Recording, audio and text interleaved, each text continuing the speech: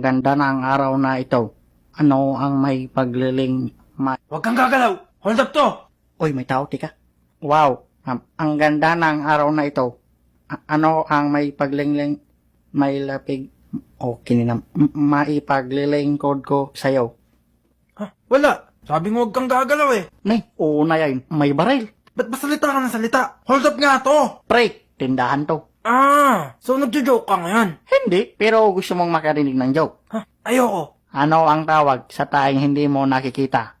Ano? Eh di yung natapakan mo. Tabod, di mo alam. Wala akong oras para mapaglokon!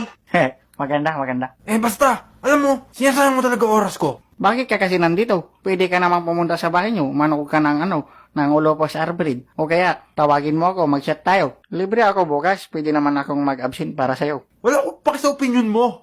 Ano bang klaseng tindahan to? Ay, sorry pre, nakalimutan ko atang magpakilala. Welcome nga pala sa Ormot Grocery Store. At ako si Douglas, ang tindero ngayong gabi. At ayaw ko tong trabaho ko. Kahit anong trabaho naman, ayaw ko. Nagtitiro ka ba? Nagtitinda nga, ay na, paulit-ulit. Ano ba yan? Pre! Magtatakaw ako! Ay, buti ka pa, inamin mo.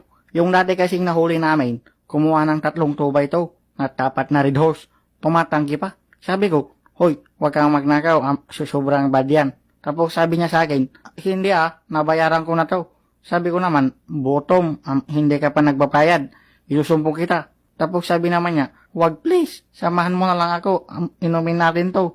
Tapos nagulat ako, bigla na lang siya nakatakas. Pre, ba't hindi mo ba naiintindihan? Hold upper ako. Ninanakawan kita. At kailangan ko yung pera ngayon na. Gusto ko rin naman ng gin ngayon. Hindi natin agad-agad mo ako yung gusto natin. Sabi na ako mga hold up. Wala akong kwenta kausap. Hala, umiyak.